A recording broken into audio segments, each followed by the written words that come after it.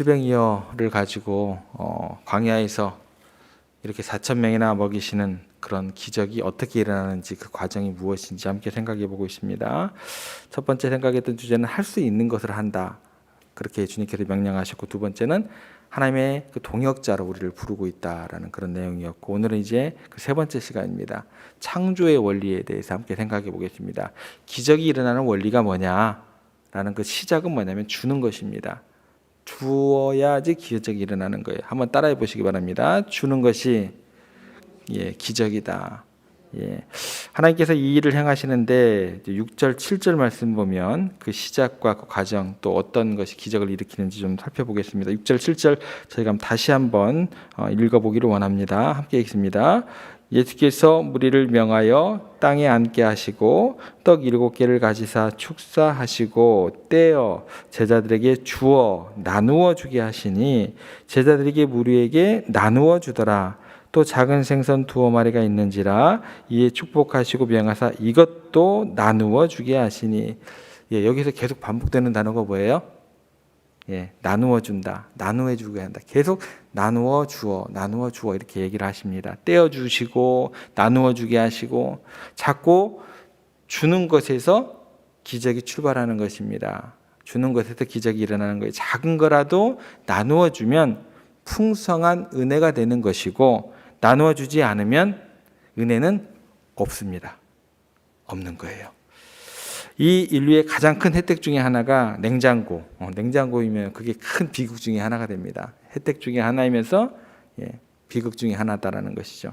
거기에 쌓아두는 것, 저장해 두는 것, 이런 원리가 인간의 마음들을 심히 부패하고 썩게 하게 만든다라는 거예요. 오늘 집에 가서 냉장고 한번 열어보시기 바랍니다. 냉장고를 열어보면 관리를 아무리 잘한다 할지라도 나눠줬으면 이렇게 썩지 않았을 텐데, 냄새가 안 날 텐데, 그런 경우가 종종 있게 됩니다. 우리가 나눠주는 것만이 하나님의 나라에 저장된다는 것을 꼭 기억하시기 바랍니다. 내가 쌓아두면 절대 내 것이 되지 않지만, 주면 그것이 하나님의 것이 되는 것이고 영원한 내 것으로 다시 나눠지게 된다는 것입니다. 성경에서는요, 어떤 의미에서는 빌려주라라는 명령이 있을까요, 없을까요? 없습니다. 어떤 의미에서 성경에서 빌려주라는 명령이 없어요. 그냥 주라는 것만 있습니다. 주는 곳에는 그래서 기적이 있지만, 빌려주면 그때는 뭐가 생길까요? 항상 문제가 뒤따라오게 됩니다. 문제가 생기게 되어 있습니다. 여러분에게 누가 좀 도와달라고, 혹은 이제 돈을 좀 빌려달라고 하면 절대로 빌려주시면 안 돼요. 특히 교회에서는 안 됩니다. 만약에 정말 사업이 어려운 분이 있거나 돈을 급하게 빌려달라 그러면 정말 인간적인 정으로는 빌려주고 싶죠. 근데 그를 정말 생각한다면 빌려주면 안 되는 거예요. 교회는 은행이 아닙니다. 교회에서 돈을 빌려 달라고 하는 것도 문제지만, 빌려주라고 해서 빌려주는 사람은 더 문제입니다. 왜요? 교회를 은행으로 그 사람이 만드는 거예요. 교회는 빌려주는 곳이 아닙니다. 교회는 주는 곳입니다. 주되 아낌없이 주는 것이 교회입니다. 빌려달라면 줘버리세요. 내가 시험이 안 되게 할 만큼만 주세요. 교회에서 절대로 말하지도 마시고 그냥 달라고 하든지, 아니 그래도 안 돼, 그래도 안 되겠구나. 왜냐하면 교회는 기도해야 되기 때문에. 도와주는 사람의 입장에서 그래서 중요한 게 뭐냐면, 진짜 도와주는 것은요, 빌려주는 게 아니라 내가 줄 수 있는 만큼 주는 거예요. 그게 진짜 도와주는 거예요. 이렇게 이야기를 하면 정말 어려운 상황 가운데 있는 분들이 마음에 시험이 들기도 합니다. 그런데요, 어려운 사람의 입장에서 주는 게 좋습니까? 빌려주는 게 좋습니까? 어떤 게 나아요? 주는 게 나아요? 빌려주는 게 나아요? 주는 게 낫죠. 시험에 들 일이 없습니다. 말씀에서 거저주라고 하는데 왜 시험이 드냐는 거예요. 제가 이런 경우 굉장히 많이 봤습니다. 목회를 하면서. 믿음은요, 거저주는 거지 빌려주는 게 아니다라는 거예요. 빌려주면 반드시 내 속에는 뭐가 생기는 줄 아세요? 이게 온전한 현실이 아니면 내 속에는 계산장부가 쌓이게 돼요. 언젠가 계산장부가 있다는 것은 받을 날을 기대하는 거예요. 근데 여러분들 살아보셨지만 세상 일이 내 생각대로 쉽게 되나요? 투자한 대로 이게 거둬지던가요? 빌려준다고 받을 거 받는 그런 것들이 내 날짜와 내 시간대로 그게 이루어질까요? 이거는요, 마음에 반드시 시험이 되게 되어 있습니다. 제가 아버지가 목사님이시고 어머니가 사모님이셔서 목사하고 사모님에게까지 와가지고 빌려달라고 해요. 그런 경우 제가 많이 봤습니다. 제 두 눈으로. 제가 경험으로 살아온 그 경험입니다. 목사 사모도 시험이 돼요. 그게 그렇게 되는 거예요. 그 자녀들도 시험이 되는 거예요. 제가 왜 목사를 안 하려고 했겠어요? 그런 거예요. 그러니까 누가 빌려달라고 하면 주는 거예요. 비용이 너무 많은데요, 목사님. 그 비용을 제가 어떻게 줘요? 그러니까 내가 줄 수 있을 만큼만 주는 거예요. 내가 줄 수 있을 만큼만. 예수님이 뭐라고 하셨어요? 너희에게 몇 개나 있느냐 그러셨잖아요. 내가 줄 수 있을 만큼, 내가 시험을 안 받을 만큼, 내가 못 받아도 내 마음이 흔들리지 않을 만큼만 주는 거예요. 아무리 목사라고 사모라고 해도 성도들이 와서 그렇게 다 주면 안 되는 거예요. 그러면 안 되는 거예요. 근데 그렇게 해요. 목사 사모들은요, 또 그렇게. 그 자식들이 힘들어져요. 제 경험입니다. 제 경험. 마음이 흔들리지 않을 만큼만 주는 거예요. 그러면 그것 가지고 그 사람에게 하나님께서 이제 그 위대한 일을 이루시는 거예요. 매정하다 해도 그게 성경적입니다, 여러분들. 이게 해결이 안 되면 신앙생활 하기 힘들어요. 주는 사람도 그렇고 또 부탁을 하는 사람도 그렇고.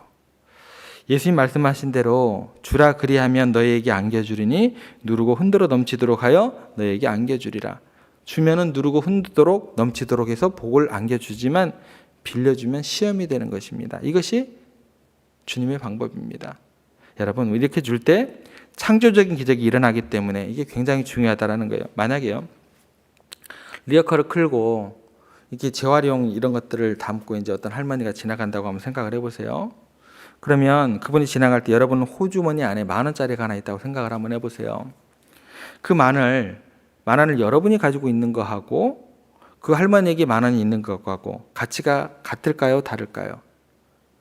내 호주머니에서 그 할머니의 호주머니로 10,000원이 넘어갈 때 엄청난 기적이 일어나게 된다라는 거예요.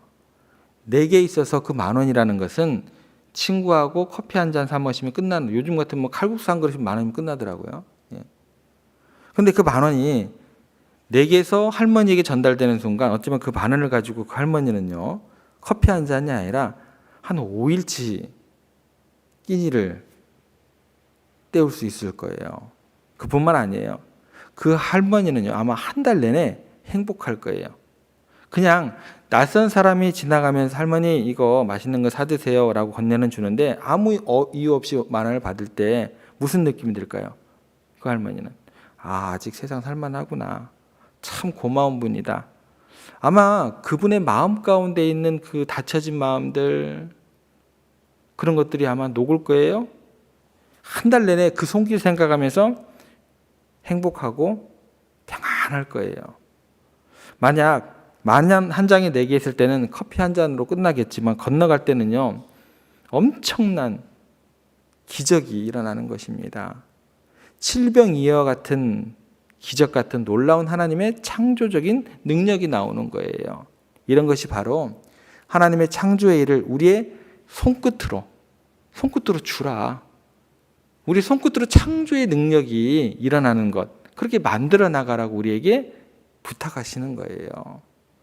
보이지 않는 마음의 감동과 행복과 이런 열매들을 막 주렁주렁 우리의 손끝을 통해서, 주는 손끝을 통해서 그런 성령의 열매들을 맺으라는 거예요. 그래서 주는 것이 뭐예요? 그게 기적이 되는 거예요.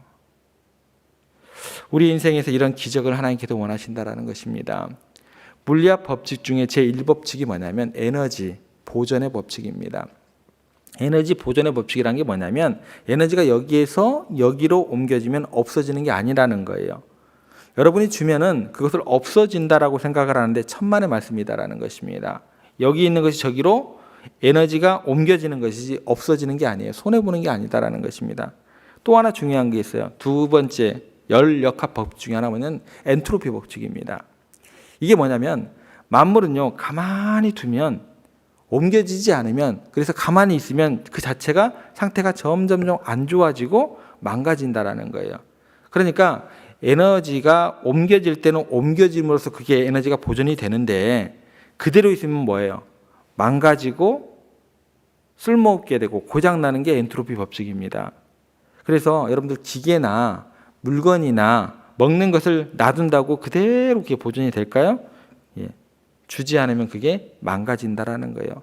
시골의 집들을 보면 사람이 살고 있는 집하고 살고 있지 않는 집 보면 너무너무나 차이가 납니다.